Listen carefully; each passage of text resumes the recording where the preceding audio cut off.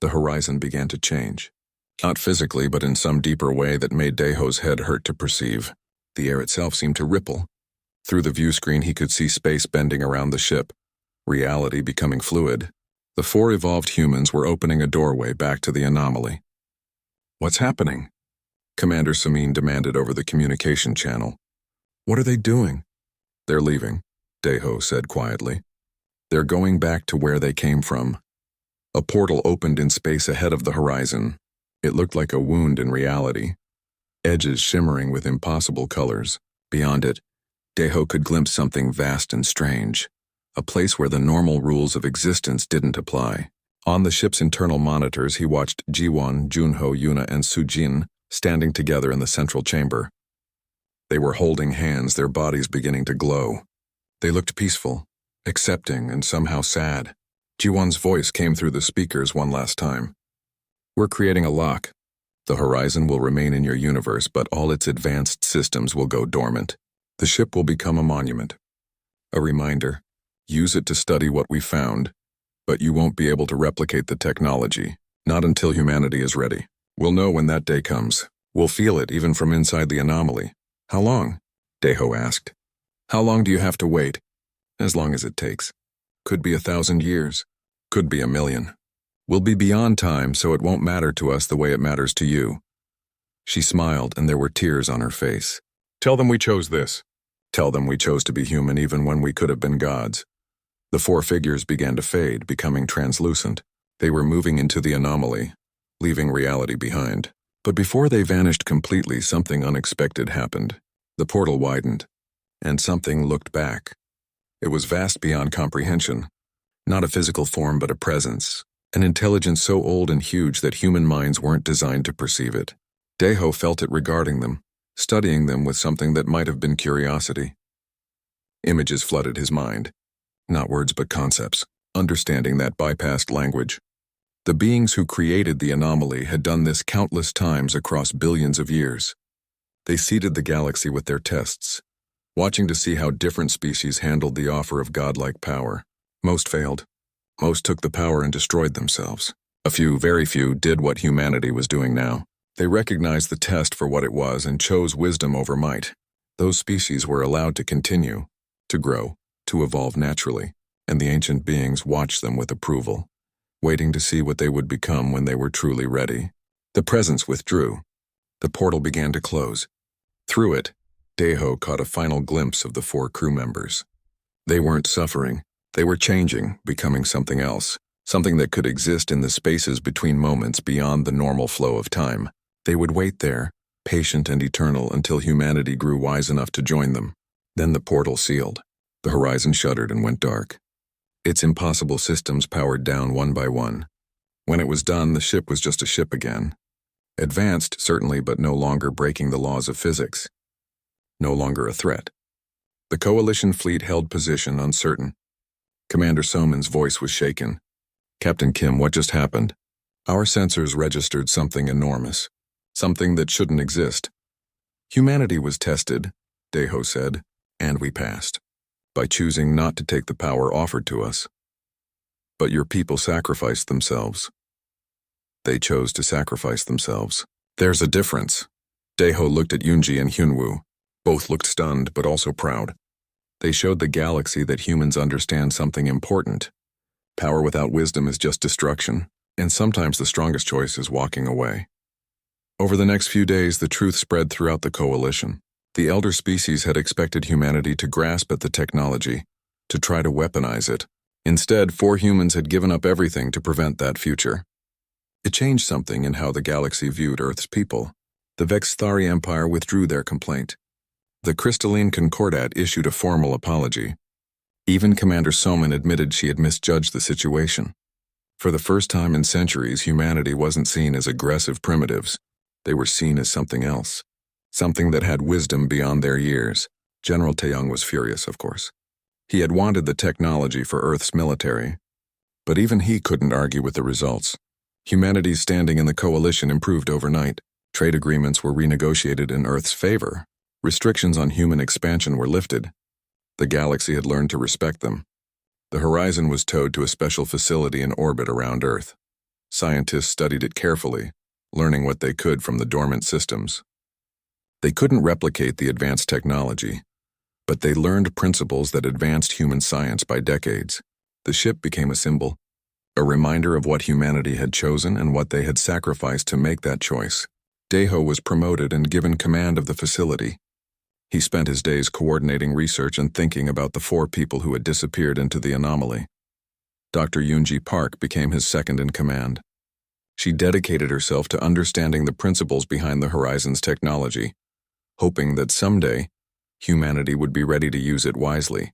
Ambassador Minho Lee negotiated the Horizon Accord, a new treaty that established protocols for handling reality-distorting discoveries.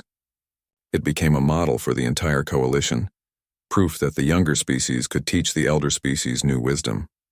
But the most important visitor came 3 months after the incident. Deho was working late when he received word that someone wanted to see the Horizon. A civilian, a young woman named Yejin Song. She stood in the observation bay staring at the dormant ship through the viewport. She looked like Jiwon, enough that it made Deho's heart ache.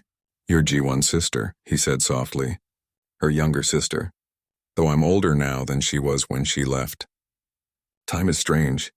Yejin touched the glass. "She was supposed to be gone for 6 months. When the Horizon vanished, I waited for years hoping she'd come back. And she did. Just not the way I imagined." "She wanted me to tell you something," Deho said. "She wanted you to know she loves you, and that she chose this, that it was worth it." Yejin nodded, tears streaming down her face. "Was she scared?" "Yes, but she was brave too." "They all were. They gave up everything so that humanity could have a future, so that we wouldn't destroy ourselves chasing power we weren't ready for." "Will we ever be ready?" Yejin asked. "Will she ever come back?" "I don't know. But I think if we keep choosing wisdom over power, if we keep growing and learning, eventually we will be. And then maybe the anomaly will open again. Maybe they'll come home." They stood together in silence, watching the horizon. The ship gleamed in the starlight, no longer impossible but still beautiful, a symbol of humanity's choice and the price they paid to make it. Months later, strange messages began appearing. Quantum transmissions that seemed to come from nowhere and everywhere at once. They were brief, impossible to fully understand, but scientists traced their origin to the region of space where the anomaly had been. The messages were from Jiwon, Junho, Yuna, and Sujin. They existed now in states beyond normal comprehension, experiencing time and space in ways human minds couldn't fully grasp. But they were still themselves, still human in the ways that mattered, still watching over the species they had left behind. Deho stood in his office late one night when a message came through addressed specifically to him. The translation was imperfect, filtered through physics that didn't quite work, but the meaning was clear. "We are well. We exist between moments, experiencing time as a whole rather than a stream. We see humanity growing, learning, becoming wiser. We are proud. When you are ready, truly ready, we will show you wonders beyond imagining. But not before. Never before. Because we love you too much to let you destroy yourselves. Tell them we chose humanity over divinity. Tell them we chose love over power. Tell them that the greatest strength is knowing when to say no. We are waiting. We will always be waiting." Deho smiled through his tears. He sent a message back, not knowing if they would receive it, but hoping they would. "We understand. We're learning. And we'll make you proud." Years passed. Decades. Humanity continued to grow and change. They made mistakes, of course. They struggled and fought and sometimes fell backward. But they learned from each failure. They chose wisdom more often than not. They remembered the lesson the Horizon crew had taught them. Some things are worth more than power. Some prices are too high to pay. And sometimes the strongest choice is walking away from temptation, even when it costs you everything. The Horizon remained in orbit, a silent guardian, a monument to sacrifice and wisdom, and somewhere beyond normal space and time, 4 human souls waited patiently for the day their species would be ready to join them. That day would come. Not today, not tomorrow, but someday, and when it did, humanity would be ready. Not because they had grown powerful, but because they had grown wise. That was the real test. That was what the ancient beings had been waiting to see. And humanity, against all odds, had passed. 3 days passed in tense negotiations. The coalition demanded the Horizon and all survivors be turned over for study. General Taeyong refused, keeping his fleet between the Horizon and any potential threats. Meanwhile, Earth's government fractured into opposing camps. Some wanted to destroy the ship and forget the whole thing. Others wanted to unlock its secrets at any cost. Daeho spent most of that time on the horizon with Jiwon and Yunji, trying to understand the ship's systems. The more they learned, the more unsettling it became. The vessel wasn't just advanced. It was alive in ways that made no sense. It anticipated needs before anyone voiced them. It repaired itself instantly when they tried to take samples. It knew things it shouldn't know. On the third night, Daeho found Jiwon standing alone in the observation deck staring at the stars. "Can't sleep?" he asked. "I don't need to sleep as much anymore. 4 hours and I feel completely rested. Another gift from the anomaly." She smiled sadly. "Though I'm not sure gift is the right word. Curse? Maybe both." She turned to face him.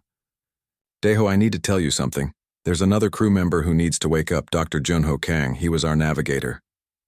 "Jiwon, after what happened with Sujin, I don't think that's wise." "I know, but Junho is different. He can see time differently. Past, present, future all at once. He might be able to tell us what happens next, whether this all ends in disaster or not." "That's not how time works," Daeho said. "It is now. At least for him." Jiwon walked back toward the cryo bay. "I'm waking him up with or without your permission. I need to know if there's any path forward where we survive this." Daeho followed her. They found Yunji already there making final preparations. She had anticipated Jiwon's decision. The three of them stood around Junho's pod as the revival sequence began. When Junho's eyes opened, they were strange. His pupils seemed to shift and change like he was looking at things that weren't there. He sat up slowly and spoke in a distant voice. "Hello, Jiwon. Hello, Captain Kim. Hello, Dr. Park." He turned, his head as if listening to something only he could hear. This conversation happened 6,412 times across the branching timelines. In most of them, you ask me if humanity survives. The answer is complicated. "Junho, are you okay?" Jiwon asked. "I don't know what okay means anymore. I'm experiencing every version of myself simultaneously. In one timeline, I'm still asleep. In another, I died in the anomaly. In another, I never joined the Horizon's crew at all. But in this timeline, the one we're in now, I'm awake. And I can help you." Daeho felt his skin crawl. "Can you tell us what happens if we keep the Horizon? If we try to use the technology?" Junho's eyes focused on him. For a moment, they looked almost normal. "In 7,943 timelines, humanity tries to weaponize what we found. In 98% of those timelines, we destroy ourselves within a decade. We become exactly what the elder species fear. We become monsters who can reshape reality and use that power to dominate and destroy." "And the other 2%? Yunji asked. "We destroy everyone else first, then we destroy ourselves."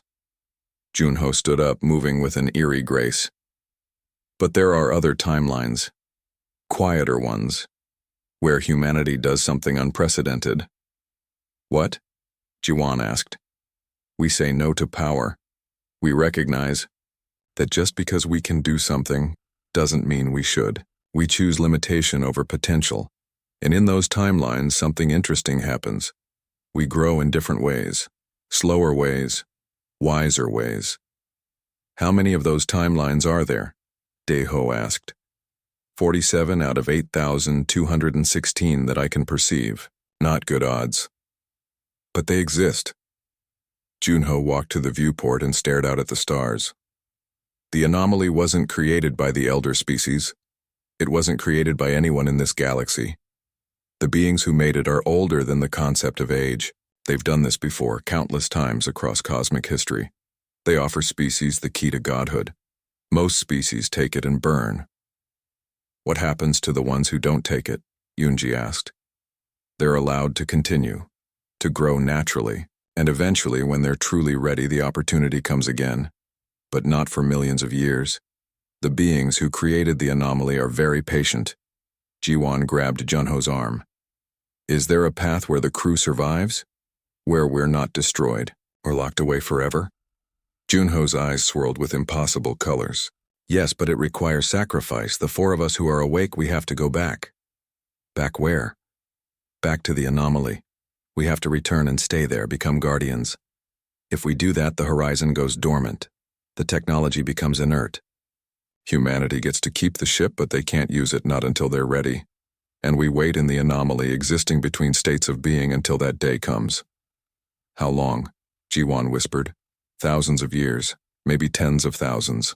Time works differently there. For us, it might feel like moments, or it might feel like forever. I can't tell. The timeline branches too much after we enter. And if we don't do this? Daeho asked. Then either we're destroyed by the Coalition, or General Taeyong forces us to help him weaponize the technology. Either way, humanity faces catastrophe within 5 years. I've seen it happen 8,000 times. It always ends badly. A new voice spoke from behind them. That's unacceptable. They turned to find engineer Yuna Bei standing outside her cryopod. She must have woken herself up while they were focused on Junho.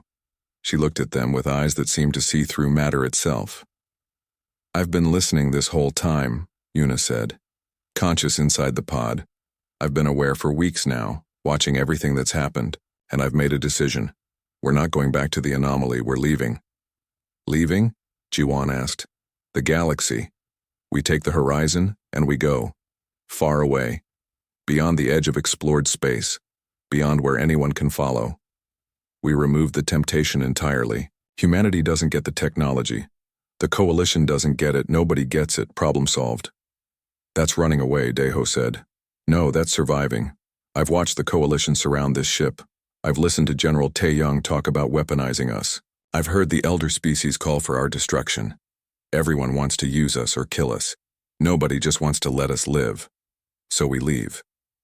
Junho shook his head. That doesn't work. I've seen those timelines. The horizon is too advanced. You can't hide a ship that breaks physics. The Coalition finds you eventually. And when they do, they come with everything they have. War breaks out. Billions die. Then we destroy the horizon and ourselves with it, Yuna said coldly. If the only options are being used as weapons or starting a war, then I choose death. There's a third option, Daeho said. Junho's option. You go back to the anomaly. You become guardians. The ship stays but becomes inert. Humanity proves they can resist temptation.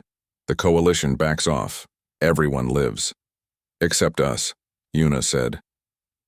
We give up our lives. We become prisoners in that place for thousands of years. Would it be prison? Jiwan asked quietly. Or would it be purpose? Junho said time works differently there. We might not experience it the way you think. Or it might be torture, Yuna countered. An explosion rocked the ship. Alarms blared. Hyunwoo's voice came over the intercom. Captain, we have incoming fire. Someone's attacking the horizon. Daeho ran to the bridge with the others following. On the view screen, he saw Coalition ships firing on the vessel. But their weapons weren't having any effect. The horizon's shields were holding effortlessly, absorbing energy that should have vaporized them. Why are they attacking? Yoonji asked. Because they're scared, Junho said. This is the timeline where fear overtakes reason. Commander Soman has convinced the Coalition that the horizon is about to be weaponized. They're trying to destroy it before General Taeyong can use it. As if responding to the attack, the horizon's own weapon systems came online automatically. Targeting solutions appeared on the screens. The ship was preparing to defend itself, and if it fired with the power Daeho had seen in its systems, it would destroy the entire Coalition fleet in seconds. Stop it! Daeho shouted. Don't let it. Fire! Jiwon, Junho, Yuna, and Sujin, who had somehow woken again, all closed their eyes. Daeho could feel something happening. The 4 evolved humans were connecting to the ship, calming it, restraining it. We can't hold this for long, Jiwon said through gritted teeth. The ship wants to protect itself. Daeho opened a channel to all ships. This is Captain Daeho Kim. Cease fire immediately. The horizon is not attacking. It's defending itself automatically. If you keep shooting, it will fire back and you will all die. The weapon stopped, but the Coalition fleet didn't back down. Commander Soman's face appeared on the screen. Captain Kim, you have 3 minutes to evacuate that ship. After that, we're firing antimatter warheads. If conventional weapons won't work, we'll use something stronger. You'll kill us all. Better than letting General Taeyong turn that ship into a weapon of war. Junho touched Daeho's shoulder. It's time to choose. The narrow path is closing. In 2 minutes and 40 seconds, the choice becomes impossible. We either go back to the anomaly now, or war begins. Jiwon looked at Yuna. Sister, please. I know you're scared. I'm scared too. But this is the only way. Yuna's eyes filled with tears. I don't want to give up my life. We're not giving up our lives. We're choosing what our lives mean. We can be people who doomed humanity. Commander Soman's face turned red on the view screen. Captain Kim, you are disobeying a direct order from the Galactic Coalition Council. Stand down immediately or we will open fire. Daeho looked at the ships surrounding them. 20 Coalition military vessels. Weapons powered and locked on target. His small shuttle wouldn't last 5 seconds if they attacked. But something in him refused to back down. Commander, there are 7 living people on this ship. Human people. I won't abandon them. Those people are no longer your concern. The elder species have reviewed the data. The Vexthari Empire has declared the horizon a threat to galactic stability. The Crystalline Concordat agrees. Even some human governments are calling for the ship's destruction. Soman's voice softened slightly. Daeho, please? Don't make me do this. Evacuate now and you'll face nothing more than a reprimand. Stay and you become an enemy of the coalition. Jiwon stepped up beside Daeho. Tell them I want to speak to the council. They won't listen to you, Soman said. You're part of the contamination. Your neural structure has been compromised. You're not considered a reliable witness. Then what am I considered? Jiwon's voice was calm, but Daeho could hear the anger underneath. A weapon? A science experiment? Or just something to be destroyed because I make you uncomfortable? Before Soman could answer, another ship emerged from slipspace. This one was massive, a coalition dreadnought. The communication channel shifted. A new face appeared on the screen. General Taeyong Park, commander of Earth's defense fleet. His eyes were hard and calculating. Commander Somin, stand down. I'm taking command of the situation under Emergency Military Protocol Alpha 7. The horizon is human property and falls under Earth jurisdiction. General Park, you don't have the authority to countermand a council order. I do if Earth security is threatened, and I consider the attempted destruction of a human vessel with living crew members to be an act of aggression. Taeyong's smile was cold. Now, back off before this becomes a diplomatic incident. The coalition ships hesitated. Daeho could see the calculation happening. Was the horizon worth starting a war with humanity? After a long moment, Soman's ships began to pull back. But she sent one final message. This isn't over, General. The council will hear about this. And Captain Kim, you just chose the wrong side. The channel closed. Taeyong's face remained on the screen. Captain Kim, bring Dr. Nam to my ship. We need to discuss what happens next. Something about Taeyong's tone made Daeho uneasy. With respect, General, I think Dr. Nam should remain on the horizon for now. She's still recovering from cryo. That wasn't a request, Captain. Bring her now. Jiwon touched Daeho's arm. It's all right, I'll go. Maybe I can make them understand. They took the shuttle to Taeyong's dreadnought. The ship was massive, bristling with weapons. Daeho had served on vessels like this before.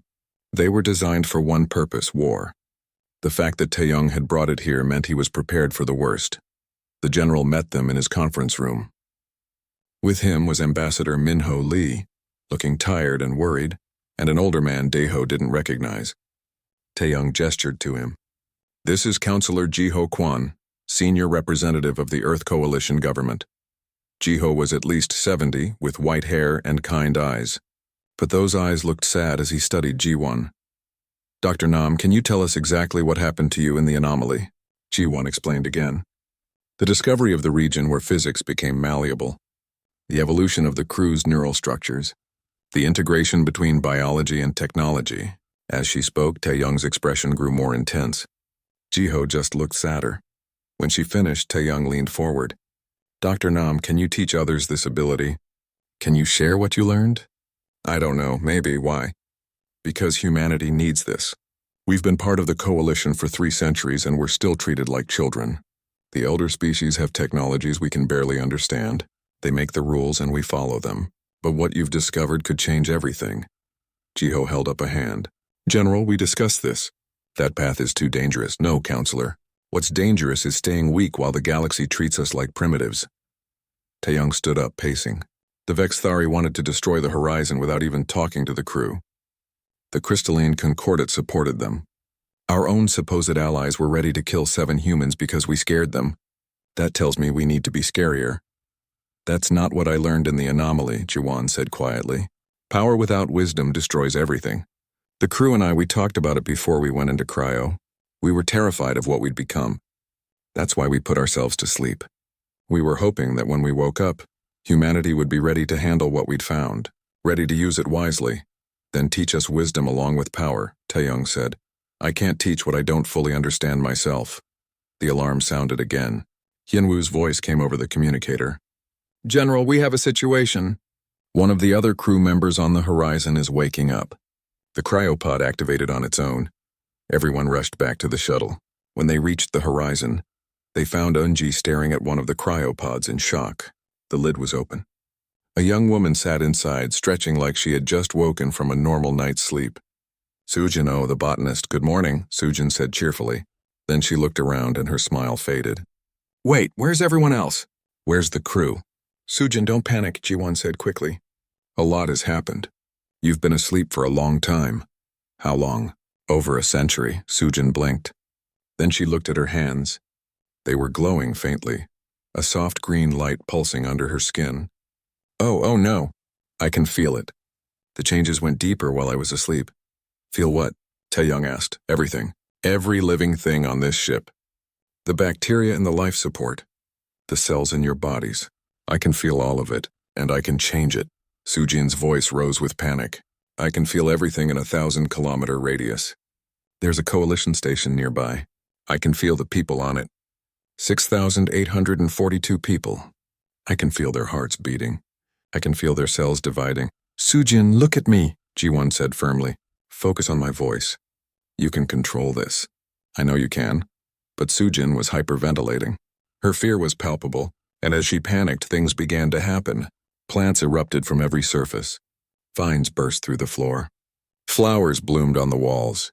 In seconds, the cryo bay had become a jungle. Make it stop, Taeyong shouted. She can't, Jiwon said. She doesn't know how yet. Sujin, please breathe, focus, you're safe. But Sujin wasn't listening. Her power was expanding, reaching out beyond the ship. On the coalition station, alarms began to sound as gardens exploded with growth, plants breaking through concrete and metal. Daeho made a decision. He pulled out his communicator and opened a channel to every ship in the area. This is Captain Daeho Kim, we need help. One of the Horizon crew is experiencing a medical emergency. We need someone who can help her gain control of her abilities. If anyone has expertise in neural modification or consciousness-based abilities, please respond. Silence. Then, surprisingly, Commander Summon's voice came through. Captain, I'm sending over a medical team. Don't make me regret this. Yoonji was working frantically at a console. I think I can put her back in cryo. The pod systems are still active. If we can just calm her down enough to get her back in the pod, the automated system should stabilize her. Jiwon approached Sujin slowly, like approaching a frightened animal. Sujin, it's me. It's Jiwon. Remember when we found that dying plant in the hydroponics bay? You stayed up all night nursing it back to health. You have such a gentle touch. That's still you. That's who you are. This power doesn't change that. You're still the kind person who cares about every living thing. Sujin's breathing slowed. The wild growth stopped expanding. I'm scared, Jiwon. I know. So am I, but we'll figure this out together. Will you let them put you back in cryo? Just until we understand this better? Sujin nodded. She allowed Yoonji to guide her back into the pod. As the lid closed and the sedatives took effect, the plant slowly stopped growing. But they didn't disappear. The cryo bay would forever be a garden now. Taeyong stared at the transformation in awe. Imagine an army of people who could do that. General, please, Jiho said. You saw what happened. She nearly destroyed a coalition station by accident. This power is too dangerous to weaponize. Everything is dangerous, Taeyong said. That's not a reason to surrender it. Daeho looked at Jiwon. She looked exhausted and frightened. How many more crew members have abilities like that? All of them, and some are more powerful than Sujin. Ji-won closed her eyes. There's one more thing I didn't tell you. The anomaly, wherever it is, it's still calling to us. I can feel it in my mind. It wants us to come back. It wants us to bring others. I think it wants to change more humans.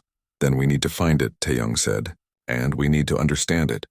Or destroy it, Jiho countered. Daeho realized that humanity had reached a crossroads. The power to reshape reality was within their grasp, but so was the power to destroy themselves. The question wasn't whether they could handle this discovery. The question was whether they should even try.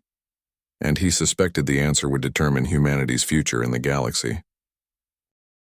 The alarm screamed through the Coalition monitoring station like a wounded animal. Captain Daeho Kim dropped his coffee and ran to the main display. Numbers scrolled across the screen, each one more impossible than the last. Something was coming out of slipspace near Proxima Centauri, and it was breaking every law of physics the galaxy knew. What am I looking at? Daeho demanded. The young officer at the console, Hyunwoo Choi, looked pale. Sir, it's a human ship, but the energy signature is all wrong. The readings say it's generating more power than it consumes. That's impossible. Daeho leaned closer to the screen. His heart began to race. What ship? Hyunwoo's fingers danced across the controls. Identification coming through now. Sir, it's the ESS Horizon. But that can't be right. Why not? Because the Horizon vanished 127 years ago. It was declared lost with all crew. 43 people gone without a trace. The ship materialized on the main view screen. It looked perfect. No damage, no wear. The hull gleamed like it had just left the shipyard yesterday. Daeho had seen century-old derelicts before. They were twisted metal coffins, radiation-scarred and dead. This ship looked alive. Get me Dr. Yunji Park, Daeho said. And wake up Ambassador Minho Lee. He's going to want to know about this. Within the hour, the station's conference room filled with people. Dr. Yunji Park stood at the holographic display, her expression skeptical. She was the Coalition's top expert on xenotechnology, and she had seen a lot of strange things, but this made her uncomfortable. The hull material is wrong, she said, manipulating the hologram to show microscopic scans. This isn't standard titanium carbon composite. This is exotic matter. Stable exotic matter with negative mass properties. That shouldn't exist. Every time we've tried to create it in a lab, it collapses in nanoseconds. Ambassador Minho Lee, a thin man with tired eyes, rubbed his face. How is that possible? It's not, Yunji said flatly. That's my point. Daeho studied the ship's scans. What about the reactor? Yunji pulled up another display. The reactor is the worst part. It's producing energy from nowhere. No fuel consumption, no mass conversion. It just creates energy. That violates thermodynamics. If this is real, it changes everything we know about the universe. What about the crew? Minho asked quietly. Hyunwoo brought up new data. 7 life signs, all in cryostasis. The other 36 are dead. But sir, there's something else. The ship's computer is active, and it's responding to our scans before we complete them. Silence fell over the room. Daeho felt cold. Before we complete them? You mean it's predicting what we'll do? Yes, sir. It knows what we're going to ask before we ask it. Yunji shook her head. That's impossible. That's not technology. That's magic. The door burst open. Commander So-min Yu strode in, her Coalition military uniform crisp and imposing. Behind her came 3 armed guards. This meeting is over. The Coalition Council has issued an emergency order. The Horizon is to be quarantined immediately. No human personnel are to approach it. Minho stood up, his diplomatic mask slipping. On whose authority? On the authority of the Galactic Security Protocols, Article 7, Section 3. Any vessel displaying reality distortion technology is to be contained and studied, or destroyed if containment fails. Soman's eyes were hard. The elder species are very concerned, Ambassador. The Vexthari Empire has already filed a formal complaint. They're calling this a violation of the Treaty of Forbidden Sciences. We didn't build that technology, Minho protested. We don't even understand it. That ship has been gone for over a century. Then where did it go? What happened to it? And why does it come back with technology that makes our finest scientists look like children playing with rocks? Salmon's voice was sharp. The Council wants answers. But more than that, they want to make sure humanity doesn't have access to whatever power created that ship. Daeho stepped between them. Commander, 7 people are alive on that vessel. Human people. We can't just abandon them. We can and we will if the Council orders it. Somin turned to leave, then paused. Oh, and Captain Kim? You're being reassigned. The Council wants someone they trust investigating this. A human is considered too biased. After Somin left, Minho sank into his chair. This is bad. The elder species already resent us. They think humans are too aggressive, too ambitious. Now we show up with a ghost ship that breaks the laws of physics? They'll use this as an excuse to push us out of the coalition entirely. Yunji was still studying the scans. There's something else. The ship's logs are encrypted. But the encryption isn't mathematical. It's something else. Our best AIs can't even recognize the pattern. It's like the code is alive. Daeho made a decision. He had been a coalition officer for 15 years. He had followed orders, played by the rules, and watched humanity get pushed around by species that considered them primitive.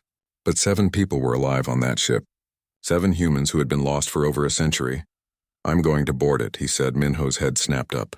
You heard, Somin, you're off the case. I'm off the case tomorrow. Right now, I'm still the ranking coalition security officer at this station, and I'm declaring this a rescue operation.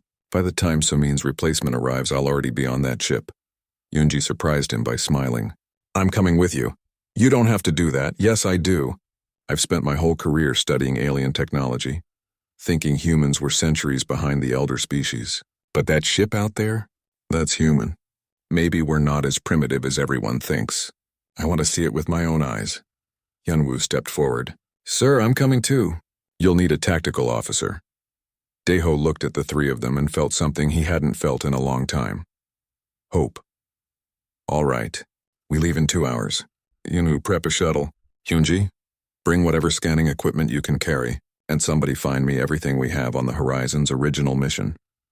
As they prepared, Daeho stared at the image of the ship on the view screen. It hung in space like a silver needle, perfect and impossible. Somewhere inside were 7 people who had been asleep for over a century. They had left in a primitive research vessel and come back in something that scared the most advanced species in the galaxy. What had they found out there? What had changed them? And more importantly, would they still be human when they woke up? Daeho didn't know. But he was going to find out, even if it cost him everything. The shuttle approached the horizon slowly. Through the viewport, Daeho could see the ship growing larger. Up close, it was even more disturbing. The metal seemed to drink in the light from nearby stars, giving it an almost liquid appearance. He had seen thousands of ships in his career. None of them had looked alive before. Scanning for entry points, Hyunwoo said from the pilot's seat. There's an airlock on the port side. It's opening. We didn't request docking permission, Yunji said nervously. I know.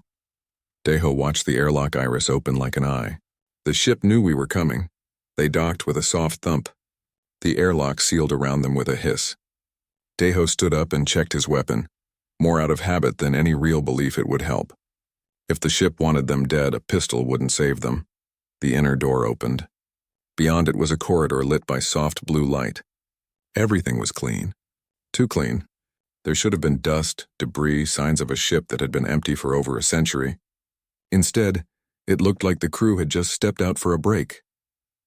Life support is active, Yunji said, checking her scanner. Atmosphere is perfect. Temperature is comfortable. It's like the ship has been maintaining itself all this time. They moved deeper into the vessel. Their footsteps echoed in the silence. Daeho kept expecting to hear something, anything. But there was only quiet. The kind of quiet that made you aware of your own heartbeat. The cryo bay was in the center of the ship. 7 pods stood in a circle, each one glowing with soft amber light. Through the transparent lids, Daeho could see faces. Peaceful faces. Sleeping faces. They looked young. None of them could have been older than 40 when they went into stasis. I'm reading stable life signs on all 7, Hyunwoo reported. They're healthy. Brain activity is normal for cryosleep. Yunji moved to the nearest pod and gasped. Daeho, look at this. The nameplate read, Dr. Jiwon Nam, Chief Scientist. But that wasn't what made Yunji gasp. The control panel beside the pod was displaying data. Brain scans. Neural patterns. But the patterns were moving in ways that shouldn't be possible. Her brain activity isn't just normal, Yunji whispered. It's enhanced. Look at these synaptic connections. They're too dense, too complex. This is more than human. Daeho moved from pod to pod. Every person showed the same thing. Enhanced neural structures. Brains that had somehow evolved beyond baseline human limits. What happened to them? I don't know. But I think we need to wake one of them up. We need answers. That's against protocol. Commander Soman ordered quarantine. Yunji turned to face him. Soman isn't here. And these people have been asleep for 127 years. They deserve to wake up. Daeho looked at Dr. Ji-won-nam's face through the pod window. She looked like she was dreaming. He wondered what someone dreamed about for a century. All right, but just one. We start with the chief scientist. Maybe she can tell us what happened. The revival process took an hour. The pod slowly raised its internal temperature, adjusting chemistry and brain activity with precise care. Finally, the lid hissed open. Ji-won's eyes snapped open immediately. She sat up fast, too fast, and looked around with wild eyes. Where am I? What happened? Where's the rest of the crew? Her voice was hoarse from disuse. Easy, Daeho said, raising his hands to show he meant no harm. You're safe. You're on the horizon. I'm Captain Daeho Kim of the Coalition Security. This is Dr. Yoonji Park and Officer Hyunwoo Choi. Can you tell us your name? Ji-won. Dr. Ji-won-nam, I'm the chief scientist. She looked around the cryo bay, counting pods. Her face went pale. Only 7? What happened to the others? They didn't make it, Daeho said gently. I'm sorry, but we need to ask you some questions. Dr. Nam, how long do you think you've been in cryo? 3 weeks. Maybe 4. We entered the anomaly. Things got strange and Commander Taeyong ordered everyone into the pods as a precaution. She looked at their faces. Why? How long has it actually been? 127 years. Ji-won stared at him. Then she laughed. It was a broken sound. That's not possible. The pods only hold enough chemical suspension for 6 months maximum. We should all be dead. The ship has been maintaining you, Yoonji said. Somehow. Dr. Nam, your vessel is displaying technology that shouldn't exist. Exotic matter hull, 0-point energy generation, precognitive computing. Can you explain any of that? Ji-won's face changed. The shock faded, replaced by something else. Memory. Fear. We found something. Out past the edge of explored space. A region where the laws of physics were different. Malleable. The instrument said it was natural, but it felt wrong. Like it was waiting for us. What did you do? Daeho asked. We went in. Commander Taeyong wanted to turn back, but the science team voted to investigate. It was the biggest discovery in human history. How could we not? Ji-won stood up, wobbling slightly. Inside the anomaly, everything changed. The ship started responding to our thoughts. We thought about needing more power, and the reactor evolved. We worried about the hull failing, and the hull became something stronger. That's impossible, Yoonji said. I know. But it happened. And then it happened to us? Ji-won touched her head. We started changing. Our brains rewired themselves. We could feel things we shouldn't be able to feel. See things we shouldn't be able to see. It was beautiful and terrifying. How did you escape? Hyunwoo asked. We didn't. The anomaly let us go. I think it was done with us, like we had passed some kind of test. Ji-won looked at the other 6 pods. You can't wake them. Why not? Because they changed more than I did. I was one of the last to start evolving. The others, especially Dr. Junho Kang and Engineer Yuna Bai, they went further. Shunyo can see time differently. He knows what's going to happen before it happens. Yuna can change matter with her thoughts. If you wake them without preparation, without understanding what they've become, it could be dangerous. Daeho felt a chill run down his spine. What are you saying? That they're not human anymore? I'm saying they're more than human. We all are. And that terrifies me. Ji-won walked to one of the pods and placed her hand on the glass. Inside, a young woman slept peacefully. This is Sujino. She was our botanist. Sweet kid, always worrying about the ship's garden. Now she can make plants grow with her mind. Not just grow. She can create new species just by thinking about them. That's not science, Yoonji said. That's something else. Yes, it is. Ji-won turned to face them. The anomaly wasn't natural. Something built it. Something put it there.